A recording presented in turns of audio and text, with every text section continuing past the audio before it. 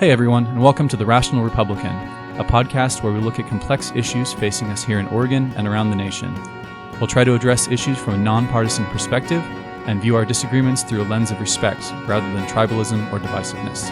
I'm James Ball. This is Nick Perlasky. Hey listeners, how we doing? Today's podcast is brought to you by ProLift Garage Doors. ProLift is your one-stop shop for residential and small commercial garage doors, from openers, springs, and rollers to full reinstalls. They offer same-day service on all garage door repairs with no extra charge for evenings or weekends. Serving the greater Portland metro area, call today and set up your free estimate at 503-558-6349 or at proliftdoors.com/Portland. Again, that's 503-558-6349 or proliftdoors.com/Portland. All right, and we're live. On this episode of the podcast, we are welcoming back Mr. Alan Alley. Alan has been on the show a couple of times. Appreciate you coming back, Alan. Alan was former chairman of the Oregon Republican Party. He was a candidate for governor, candidate for state treasurer. Now frequent guest on Oregonians articles when they need someone to talk to, and yeah. K2 and big so anyway, Purdue Alan, booster, big Taco Bell booster. Huge Taco Bell booster, right? So Alan, thanks so much for coming on the show. I didn't know you guys used the OPB voice on this show. No, that's. I guess that makes sense because this is the rational Republican. You're not going to use the right. So you use the OPB voice. Although I just read an article by OPB about the ORP election and going with Senator Hurd, and they were, I think, anything but rational in that particular their assessment of the situation. I got to look at that. What did they say? Basically that the Republican Party, Oregon Republican Party, turning to the far right or something. Yeah, doubling down on extremism, and they went and talked about some of his work with, or I don't know, but sponsorship of the Citizens Against Tyranny group down in Southern Oregon that was doxing people for making COVID claims, or not COVID claims, but claims against businesses. So not, I mean, those were my concerns about Senator Hurd as well. It's honestly, that's kind of a good segue into why we're here, because Alan, we've recently been chatting with you about what the future of the Republican Party is like, and there's a lot of media out there, especially here in Oregon, that says, you know, the impending civil war, and there's the party will bifurcate, and if it's the Patriot Party or if the moderates all just leave and, you know, join Rob Harris in the Oregon Independent Party or something like that, who knows? And it seems like you've had a different take. So to just start from kind of a 30,000 foot view, what's the future of the Republican Party? Yeah, so there's a couple of angles here. The standard media narrative is there's these horrible, disenfranchised Republicans that are akin to anarchists that are going to basically burn down the establishment. And where I approach this is from the standpoint of, okay, maybe that's true, right? Why did really good people get so angry and disenfranchised that they got to this point? Because the media sort of takes the assumption that these are just deplorables. You know, they're just clinging to their guns and Bibles, and they're just horrible people. And this is the ultimate embodiment of what horrible people do. Mm-hmm. And my point is, I know these people. I've worked with these people. They elected me chairman of their party when they were the activists in the party. I walked across the state with them. You know, I've broken bread with them. I've been with them. And yes, they're angry and disenfranchised, but they're really good people. So my point is, what is it that's been happening that makes really good people act out this way and feel so frustrated and so disenfranchised that they feel that their only alternative is to lash out, to rebel, to, you know, embrace anarchist type things? And generally the media goes, yeah, I don't want to talk about that. What I want to talk about is how terrible they are. And it's been eye-opening and frustrating for me at the same time. You know, I was having a discussion with a guy on Reddit just the last couple of days about, and I know that's How many good way stories start with Yeah. I was way to talking to a start guy with. on Reddit. Yeah, I James- was talking James to. his Reddit addiction. I was Anyway. in my basement. In my mom's basement. In my talking to the guy mom's on Reddit. basement, talking on Reddit. Right. Right. No, and I brought up the basket of deplorables comment that Hillary made back in the 2016 elections. So I mean, this is 5-year-old quote, but I was coming at it as this is the way that the liberals, the Democratic Party, looks at rural communities. And I know she was talking about Trump supporters, but if you look at the full quote, it basically says like she's saying half of Trump supporters are this basket of deplorables. They're racists, homophobes, whatever. And the guy I was arguing with kind of dismissed it. He's like, it's a 5-year-old quote. It doesn't, set off the cuff, whatever. And I said, no, it's important because this is the way Democrats see Trump supporters. This is the way that they see rural communities is half of them are racists, homophobes, whatever. And what do you do with racists? You ignore them because their opinions are bad opinions. They're bad people and they deserve to be ignored. And Hillary specifically said half the Republican Party, essentially, or half of Trump supporters are in this basket of deplorables. So that's a quarter of the country. When you think that, and maybe she was being hyperbolic or whatever, but still, when your opinion or the opinion of your party or your party's leadership thinks that a quarter or a significant minority of the country feels this way and deserves to be pushed aside and ignored, that those people tend to lash out. And it's so far from sort of the way that I think that I would never think anybody was a deplorable.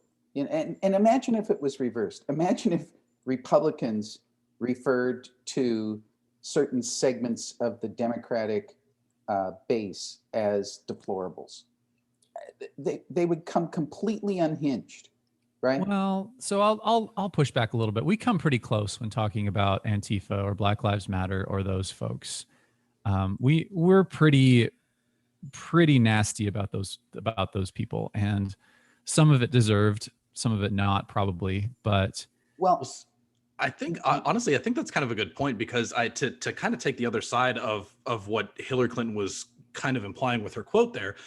So there are malevolent elements of the Republican Party. There are racists. There are people who are homophobic. And I think it is incumbent on us, on all three of us, rational Republicans, shameless plug, to call that out where we see it, just as we would call it out on the very far left, on the people who are similarly, racist, sexist, anti-Semitic. There's all kinds of characters over there, But for me, the fact that Hillary Clinton says it's half the Republican Party, I'll put it at 1 or 2% of the Republican Party.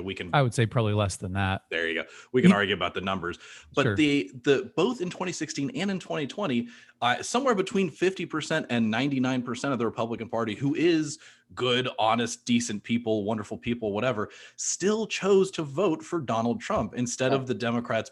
And in my mind, it's because they push a far left agenda. Their candidates were woefully out of touch with everyday people. And what does that say? If there's people whose votes you're trying to get and they voted for Donald Trump instead of you, like what does that say about Joe Biden and Hillary Clinton? Well, it's pretty right. And it's pretty simple. You can either accept that good people vote for a guy that has obvious flaws, massive obvious flaws. And that says that your candidates are so horrible that good people are voting for this other guy, right? One of the things that I used to say to my Democratic friends, and it would kind of short circuit them, is look, in 2016, Republicans nominated Donald Trump, no question about it, right? Mm-hmm. In 2016, Democrats elected Donald Trump, though. It was Democrats in blue states that were so disenfranchised by the policies in those blue states that they crossed over and voted for Donald Trump. So not only was it Republicans voting for that, it was your base. It was Democratic Union-based people that crossed over in 2016 and voted for Donald Trump. What does that say about your policies? Yeah. And did you change anything fundamentally to address their grievances between 2016 and 2020? I think the answer is no. They just doubled down. Double down. Yeah. Yeah. And I think, Alan, you and I have talked about this a lot, but a lot of it is the white working class. Poor white people who used to vote lockstep with the Democratic Party have been abandoned by the party. And so they are looking for a new home. And it's interesting. And maybe this is a too broad a generalization, but it seems like conservatives, those on our side of the aisle, look at actions more than they look at words. And Democrats, or on the other side of the aisle, kind of do the opposite. They look at what people say less than what they do. And this is kind of the rub of Trump. And this is just a theory that's been floating around my brain for a little while, so it could be way off. But whenever I talk to a Trump supporter, they always say, look at what he did. He prevented us from going to war with North Korea. He got NATO to start paying their fair share. He cut taxes. He built a wall. He did all these things he said he was going to do. And who cares what he says on Twitter? Mm-hmm. Whereas when I talk to Democrats, all they want to, or non-Trump supporters, all they want to talk about is the tweets and the things that he said rather than the things that he did. So briefly, Jimbo, to that point, we're recording this on March 3rd. Just today, there were two separate things that I come across. Tess Risky in Willamette Week had an article about how many different weed shops here in Portland have been robbed since this summer, and made a point to note that there are now about 100 or so police officers since the summer riots started have retired from the force, and not to mention all the money that's been cut from them. And it's not necessarily a coincidence that there's so many fewer cops, all these stores are getting robbed and knocked over. And there was a guy who got shot by criminals in December. And there was another article that talked about how the messaging of defund the police may have seriously hurt Democratic candidates, most among non-white voters. So there's all kinds of white woke activists who are saying, defund the police, this is bad, whatever. And it's the people who are, small business owners, active community members, whatever. They're the ones that are getting hurt by there being fewer police. They're the ones that had a problem with that, because that, for me, how do you square the circle of Joe Biden winning 81 million votes, but Republicans holding a lot of seats in the Senate that they probably shouldn't have won in 2020, and actually picking up seats in Congress? And I feel like stuff like that is why people look at actions when they're voting. Democrats look at words. Yeah, well, sorry, go ahead, Alan. Well, we were talking about Trump's performance in 2020. He actually did worse with white men by 1% in 2020. But he did better with white women, black men, black women, Hispanic men. And I'm talking 3 to 7 points better, not insignificantly better. Hispanic women, Asian and other minorities. And so the media, I think, almost universally, you could find referred to Trump as a racist, a misogynist, a racist. So the guy that they refer to as a misogynist did 3 points better with white women and 5 points better with black women. The guy that they just said was a racist did 6 points better with black men, 4 points better with Hispanics, and 7 points better with Asian and other minorities. And it's like, what's going on, right? That's interesting. That's a fair question. The media is telling you, is bombarding you with this message, yet the voters voted completely the opposite of what the media is saying. And I think there is a macro trend that's going on where the Republican Party, and we have a bunch of friends that have left the Republican Party, and they're kind of big tech, big business, downtown Portland Republicans. And they're being replaced by first generation Americans, minorities that are here, and they're starting to become involved in that great quest of self-destiny for the American dream. They're starting small businesses, and they're making a little bit of money, and they're aspiring to buy that F-150, right? And that's looking pretty good, and that they can see that they have there's a chance that they're going to have this upward mobility that they came here for. And the Democrats, the rhetoric does not support that at all. It's in fact, in that that math thing that just came out, this new way of teaching math about white supremacy in math education, the Democrats are equating capitalism with imperialism and racism. And if I'm a first generation American and I'm like getting on the train, you know, it's leaving the station and it's like, hey, this is beginning to work for me. And I hear that, I will never vote for you. So first off, I'm sorry, go ahead. No, I was going to say, first off, as the son of a guy who worked for Ford, I appreciate the F-150 plug. I think you also worked for Ford for a number of years. So that's I did. There we go. That's solid. But I second off, this definitely gets to the point that I kind of want to get into a little bit, because I think Explorer, another Ford car, shameless plug. Yeah. They should give us money or something. Oh, Can we get them as address?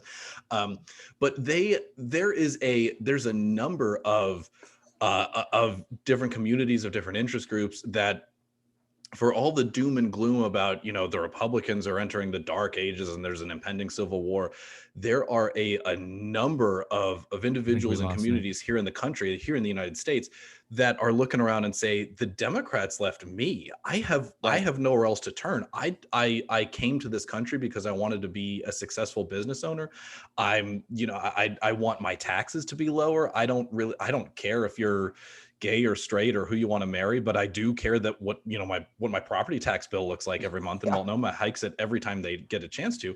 And there's people that are looking around, and they were heretofore Democrats, but there's no alternative anymore. And I think there's a lot of different work that we as Republicans can do, not even in terms of changing our policies on things, not even saying, oh, we should be, just abandon anything having to do with abortion. We should just be 100% pro-choice. Just forget anybody that cares about pro. Still sticking to our planks and our philosophies and what matters to us as conservatives, but communicating it away in such that we are able to get a lot of new voters and a lot of interest from people who wouldn't have otherwise given the Republican Party a second look. Well, one of the things that I keep saying is we keep giving them a reason not to vote for us. And one of the big things this past, now a month and a half ago, is that statement by the Republican Party of the ORP about the January 6th attack being a false flag attack, and just going down these rabbit holes of conspiracy theory. And as long as people see that, and that's what makes the news, and it will, because that's what the media does, is they take all of the craziest parts of what the Republicans do and they put it on blast. And that just, I feel like these people who have been left behind by the Democratic Party, they're going non-affiliated because the Republican Party is so crazy here in Oregon. And it's frustrating because we're doing it to ourselves. We have all the best ideas. We are better at management. We're going to allow people to buy that F-150 like that. That's what the Republican Party stands for. But we give them reasons not to vote for us. They don't want to be associated with people who make these statements. I think another thing that, a slightly different tangent, but another thing that we don't understand is how first and second generation people perceive rhetoric and perceive speech. That my grandfathers, who came here from Italy and Syria, they almost didn't really speak English.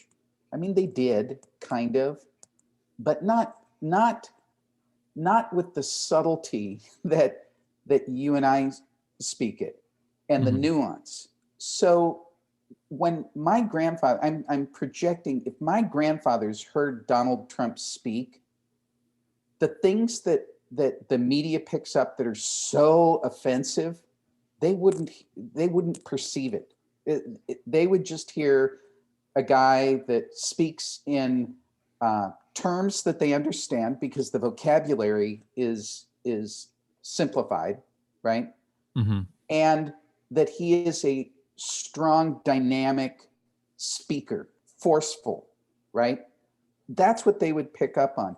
And when I would do business in Asia, I realized that a lot of the jargon that we use, and we don't even understand that we're using it, and a lot of the clues and inflection and things that we use in our language, they don't understand it. So you develop a reduced instruction set, so to speak, a smaller, simpler vocabulary. You listen to the English words that they say to you, and you use those words back because they understand those words. You know, in English, we have 1,000 different ways to say something. You slow down and enunciate and speak very distinctly. But I think a lot of people, not only do they not infer the negative aspects when Trump speaks, but they view it as positive. They view it as dynamic and forceful, and that's the way I want my leader to speak, right? And all I'm saying is that we need to keep an open mind, and we need to not jump to conclusions about the way other people think just because it's the way we think, right? And be very, very thoughtful and inquisitive and open. And that's what I want us to be, right? Not closed-minded, not it has to be this way. The Republican Party can have a massive tent. If you are interested in smaller, more limited government, freedom, and self-destiny, right? Giddy up, come on, get on board. And then we're going to have people that are interested in environmental issues or life issues or whatever. It's like, fine, great, you know, that's good. But if you want smaller, more limited government, freedom, self-destiny, the American, you know, giddy up, join up. I think the three of us can agree on that, that's what the Republican Party should be. I feel like there are enough factions within the Republican Party where, for example, some of my family, some of my extended family, are single issue voters when it comes to abortion. That's it. Their view of the Republican Party is not I mean, it is limited government, freedom, all of those things, but first and foremost, it is pro-life. And I don't know. It's interesting dealing, you know, as I get more involved in the party, I start running into different flavors of Republicans, and I'm not sure how to really interact with those type of people. I mean, the anti-vax crowd is very similar, where that's the thing that they are in the party for. And my view of the Republican Party is many things, but predominantly freedom and limited government and whatnot. I don't think you exclude people because they're a single issue voter, right?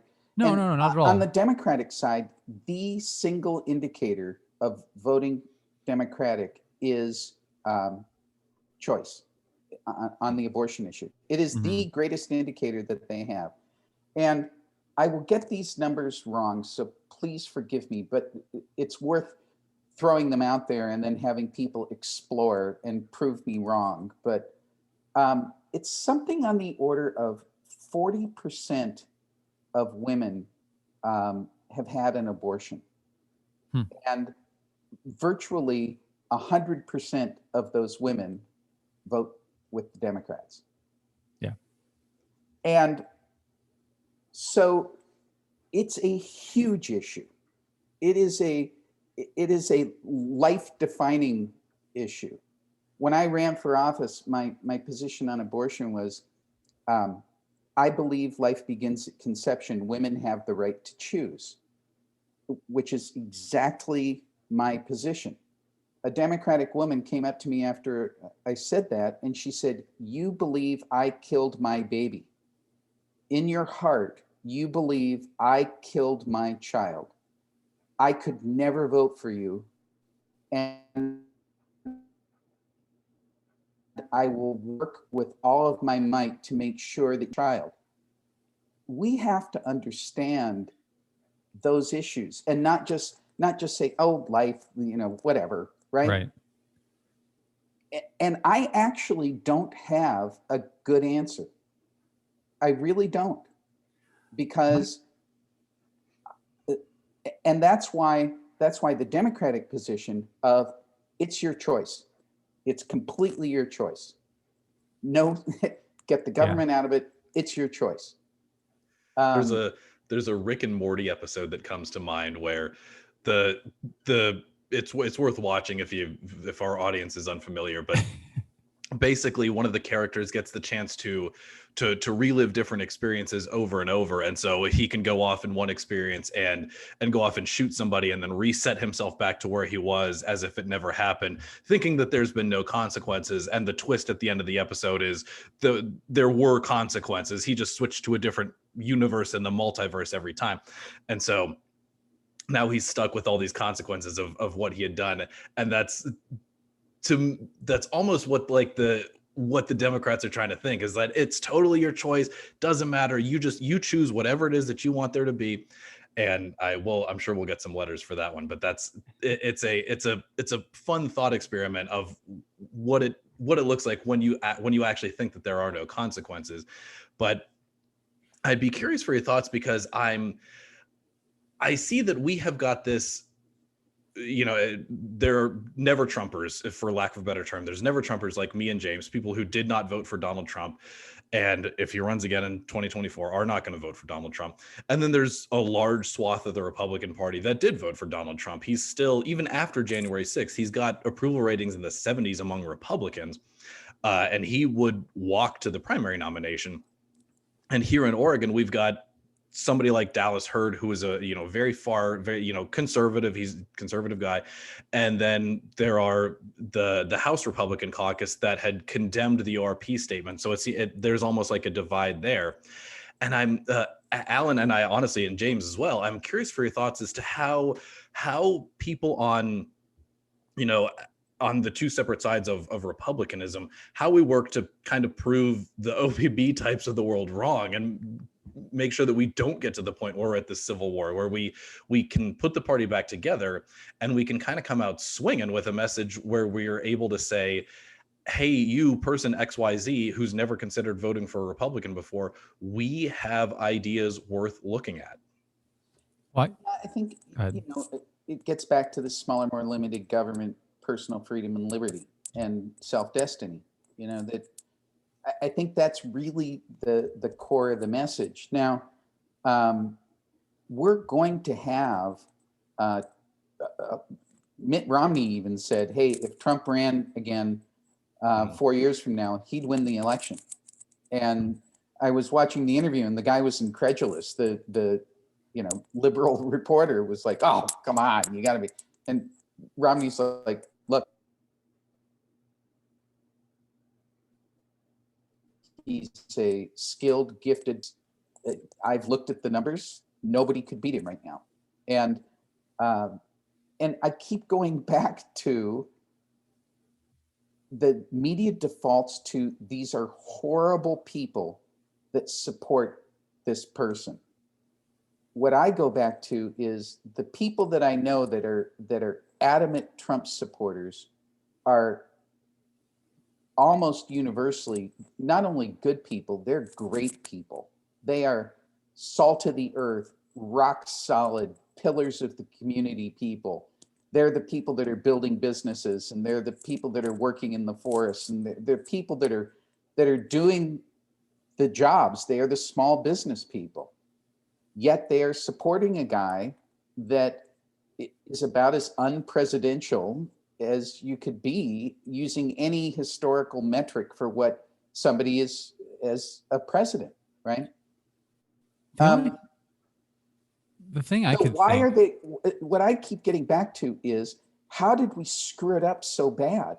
How did we screw it up to the point that rock solid good people are that angry and disenfranchised? And oh, by the way, the first several months of the Biden administration, they're not only doubling down, they're trebling down on exactly the policies and acting in a way that makes those people just furious. And the media is just pouring coal on the fire. Have you guys seen the Donald Trump kept kids in cages, and Joe Biden is welcoming migrant children to detention facility, whatever. They put some fun, nice term on it, but the same exact thing is happening. Right. I posted on our private Facebook group. There's a Twitter account that was, "Has Joe Biden released kids from cages at the border?" was the title of it. It had one tweet, no, and Twitter suspended it. Twitter suspended the account for one tweet of no from this novelty account. Unreal. No, and that's just it, is that they're making it worse by arbitrarily saying, no, you can't speak. I was thinking of posting some things just to see if I get canceled. Like for example, CO2 from humans. I actually did this in front of the Sierra Club. We were debating Kitzhaber and Bradbury. We got to ask them a question, and I said, okay, guys, I get to ask you a question. CO2 emissions from humans breathing, from cows breathing, and from all the cars in the United States. What's number one? What's number two? What's number three? And they said, well, I don't know. I said, okay, the biggest emitter of all those three are cows breathing. Number two I would have got that wrong. Is humans breathing. And number three is all the cars in the United States. Well, that's why the Green New Deal wants to ban cows. Right. Like, that's exactly tongue in cheek. Exactly. That's exactly what Bill Bradbury said. Yeah. And I said, Bill, you know what? You're absolutely right. But we have to binge eat all the cows first. We have to wipe them off the planet, right? And eat your heart out, vegans. But even something like that, where it's just data, and I just did the calculation, and I said, how can you want to regulate CO2 and create all this regulatory environment when you don't even understand what are the sources, what are the magnitudes of the sources, and how are those sources and how are those magnitudes of the sources related to each other? And this is, going back to the the Paris climate deal, that Biden has now rejoined, that Trump famously got us out of. It gives, so the biggest polluters in the world are China and India. Not by capita, but they have a lot of people, and so by actual volume, China and India. It's the Paris Climate Agreement, if I'm not mistaken, gives them like 30 or 40 years to start bringing down their climate emissions. Meanwhile, the United States has to start immediately, and we have and also it's non-binding. So if they break it, there's no penalty, there's no nothing. It's just kind of like this virtue signaling agreement. It's like, if climate change becomes unsustainable and irreversible in 10 years, why the heck are we giving China 40 years to fix it? The biggest polluter, why are we giving them that much time? Like, it's irreversible. It's done at that point. Because it isn't. Right. Because they don't understand where, or they choose not to acknowledge where it's coming from, where the sources are. And look, again, at the same meeting, I said, look, I think digging black stuff out of the ground and combusting it in the atmosphere is beyond my imagination crude. It's embarrassing that as a mechanical engineer, that's the best idea I could come up with, right? Hey, I got an idea. We have this old crappy black stuff that's burgling out of the ground. Let's take it and let's burn it. That'd be good. That makes a lot of sense. And we'll burn like lots of it, right? No, the only reason we did it is we didn't think there was an environmental impact, a serious environmental impact, and it was unbelievably cheap. For example, if you think about a car, if I have a 5,000 pound car and there's just me in it, like 96% of the energy goes into moving the car and 4% goes into moving me. That's crazy. That you design a system that's that massively inefficient, right? And So it's going to change. And it's not going to change because regulations and everything else. It's going to change because there are more efficient, cost-effective ways of doing this. And markets will move to those positions and people will move to buy those products. So been my stance since forever is, the government pushing things like solar and wind is, it's not going to change people's behavior. And solar and wind is specifically do not, they're not consistent. You know, if the wind doesn't blow or it's cloudy out, those don't work quite as well. And so you need these giant storage systems, which you rare earth metals to buy the batteries, to build the batteries that are going to support this. And it's just this huge mess. The best thing we can expect from solar or wind is to supplement something else. And right now that something else is fossil fuels. But this is something Alan and I have talked about this before a lot, but nuclear power.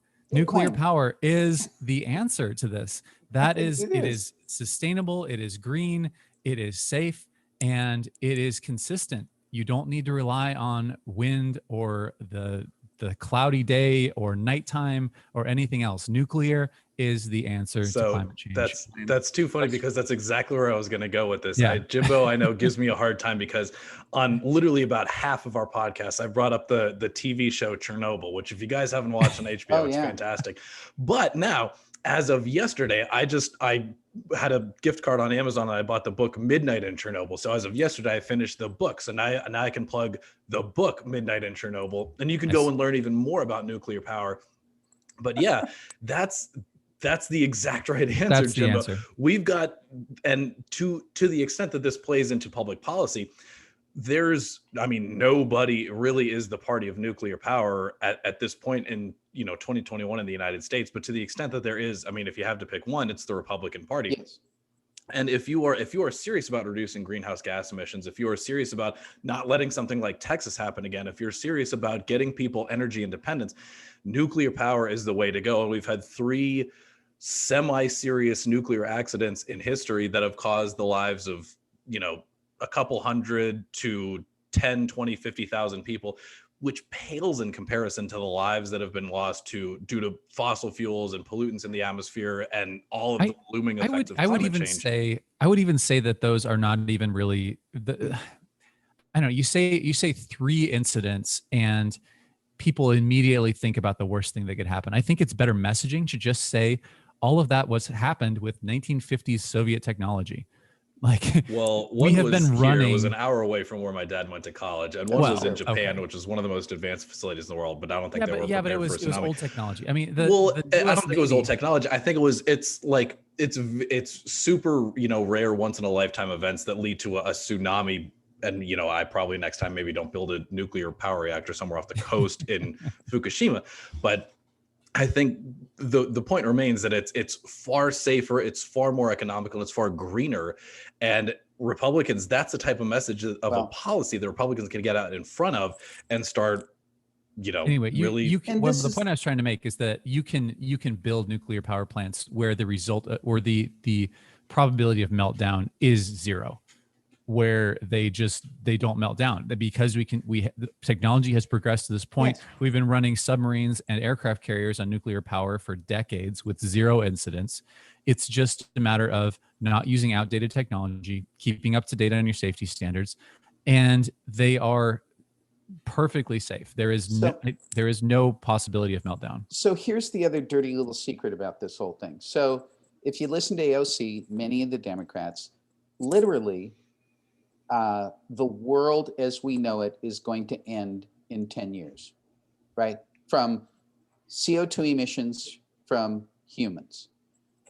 If that's actually true, then we can absolutely solve it with nuclear energy within that 10-year time horizon. Yep. So either it's not true or you don't want to solve it. Because, it literally, if this is an asteroid that's going to hit the Earth and split us in 2 in 10 years, and you see it coming, and all we have to do is build nuclear plants with today's technology to prevent the asteroid from hitting the Earth and splitting it in half, we should build the nuclear plants, but they won't do it. So by their own admission, it's not true. It cannot be true, or they would support it. I was going to say, I could not agree with you more on that. I think nuclear power is a wonderful example of something at a national level that Republicans can get behind and really be at the forefront of as we go and continue in this debate into even the future. At a state level, even at an Oregon level, we can make it. It's illegal here. Well, we don't have any spoiler alert. You're ruining the question I'm about to ask. Oh, so Alan, I was going to say, so what is something at an Oregon level? What is something that we as Oregon Republicans can get in front of and can do to try to stem the tide of all of the losses at the governor level, state treasurer, secretary of state, state house, state senate, at all the levels that we've seen where there's hardly any Republicans that ever have a chance of being elected? What are some of the policies that we can talk about here in Oregon to try to win elections again? So on energy, let me give you an example. I have a friend that is trying to build the largest solar facility in Oregon. And he's been working on it for 5 years. Probably it will take 2 or 3 more years before he can break ground. None of it is on state or federal land because you can't get through a permitting process to put it on state or federal land. It's all on private land. And he had to go around and cut deals with private landowners all over this area, gerrymander the whole thing, put it all together, and then go through the approval process and go through the migrating elk process and the Native American artifact process and the water process and watershed and literally it will take 7 years before he ever breaks ground on a solar facility in Oregon. Jeez. And that is beyond my imagination. And what it further points to is this must not be that big of a problem, right? Their actions are, and there was an article in the Willamette Week where they had a young guy on that was an Antifa guy. And his whole thing was, you're telling me the world is coming to an end in 10 years. You're telling me that racism is rampant in the United States and Black people are persecuted and held in chains and held down and then you don't do anything about it. Yes, I'm angry, right? Yes, I'm rioting. I don't know if you heard yourself. You told me the world is ending in 10 years and you're not doing anything about it. I think that young man is going to find out in a couple of years that he was lied to. Yes. And I wonder if, all these people who are downtown protesting for all these things, the AOCs of the world, well, probably not AOC because she's going to be president by then, but the rest of them, they're gonna realize they've been lied to. And if we as a Republican Party can capture those folks, that we can win. If we can say, hey, look, the Democrats were trying to push an agenda, they lied to you. If we can avoid giving them reasons not to vote for us, like just the whole conspiracy theory thing, all of the awful things that Trump has said and all those things, if we can get beyond that and focus on individual liberty, limited government, freedom, capitalism, the power of the individual, I think that sorry, no, this is supposed to be, we're asking Alan these questions and here I am. No, you might be onto something. The fundamental thing is, look, I'm not going to lie to you. Yeah. Right. I'm going to tell you the truth, whether it's on the public employee retirement system, whether it's on energy, whether it's on CO2, whether it's on my position on life, whatever it is, I am not going to lie to you. I am going to play it straight down the middle. And the funny thing is, several states now are, quote, unmasking. I think Texas was one. Mississippi was another one.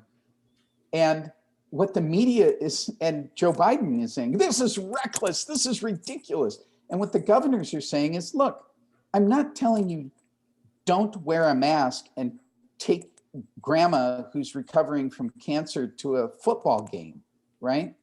I'm telling you, businesses and people, I trust that you're going to make good judgments. And I'm going to give you the data. This is what Christine Ohm says in South Carolina. I'm going to give you the data and the information. You're going to have all the information that I have. And then I want you to make good judgments. And then there will be advantages to that, and there will be disadvantages to that. But I think we are now in a position where there's enough information that you can make those decisions. And I trust you, and I believe in you. And Americans are going to make good decisions, as opposed to what the Democrats are doing is you can't make any decision. It really is the difference between being a what do you call it when when you have a king and you live in the kingdom? You are a peasant, a peon. No, it's something like that. You are a fiefdom.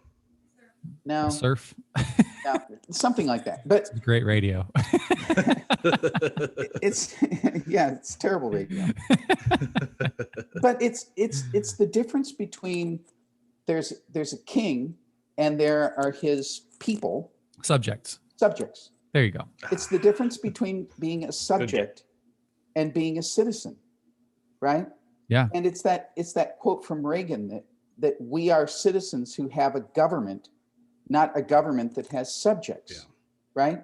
And the Democrats are turning us, their actions are to turn us into government with a bunch of subjects where the government knows what's best, and then we just do whatever the government says. And that's not it. Yeah. We're completely upside down. So, and I Christine Ohm in South Dakota, who may be in South Carolina in 2024 if she decides to run, I think she'd be a very viable candidate.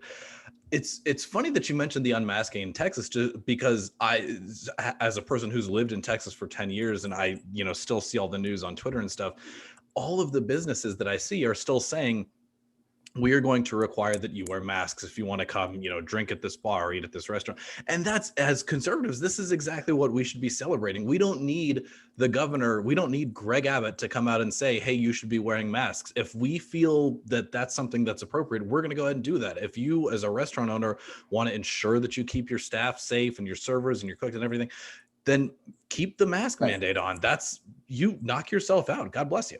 Yeah, and I think that is to Alan's point, that's the difference in viewpoint from left wing versus right wing. Left wing believes that if Greg Abbott says, I'm removing the mask mandate, that everyone is all of a sudden going to take off all their masks, that is licensed to take off your masks and just do whatever you want. When the reality is, if you are a conservative, if you're on the right side of the aisle, you see that for what it is, which is exactly what you said. It is you have all the information, you can make your own choices. So we need to wrap up. One of the things we like to do before we end the podcast is ask our guest who their favorite Republican is. And so, Alan, you've been on the show. I believe this is your third time. So who's your third favorite Republican? Who's your third favorite Republican? Well, I don't know. I think I probably said Ronald Reagan the other two times. When I think about it, he's not a Republican anymore. Because when he became president at Purdue, he switched to be non-affiliated just because of the position. Mitch Daniels. So Mitch Daniels was governor of Indiana. He had worked for Eli Lilly, I think it was. He ran the Office of Management and Budget for Bush. He now has been president at Purdue for the last, I think it's 9 years now. Purdue has held tuition flat. No tuition increases, not in inflated dollars, but like same dollars. And in fact, it's gotten less expensive to attend Purdue because room and board and fees have been cut over that period of time. So it's cheaper to go to Purdue now in today's dollars, not in inflated dollars, in the same dollars as it was 9 years ago. Wow. And if you go on the Purdue website, he's kept Purdue open through the whole COVID thing. And his whole thing was, look, there is nearly 0% chance that my 18, 19, and 20-year-olds are going to get seriously ill, even if they get infected. So I owe it to those kids to keep this institution open, to give them the opportunity to come on campus and learn. And he's kept it open. And he said to some of the older professors, look, I understand if you don't want to put yourself at risk, and we will develop ways for you to do remote teaching, to be distanced from the kids or whatever. If you want to engage more with the kids, we'll do that. They all wear masks, they socially distance, they do all these things. But you go on the Purdue website, it's the only place where they track severity of cases from anything that I've seen, and severity of case by age. He's done a phenomenal job, and he's been a great guy, a great resource for me, and somebody to lean on, and somebody that I'd love to emulate. And to your point, he is a straight shooter. Mitch Daniels does not sugarcoat anything. He tells you like it is. He's thoughtful. He'll back up what he believes with data that he's accumulated. If you disagree with him, he'll debate you. He'll probably win.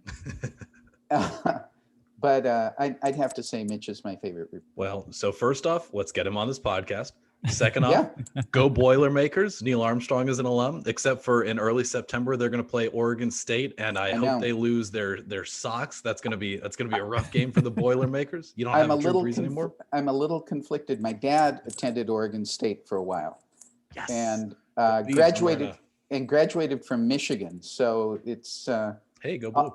I'll be conflicted that day, but that'll be the Beavers' third win of their 3-9 season. It could be. Jimbo, how did the Civil War go last year? Did you watch that game? I don't remember. It's gone the last decade. The Beavers won. We need to we need to let you go. Okay. Alan, thank you so much for coming on the show. And listeners, we'll talk to you next time.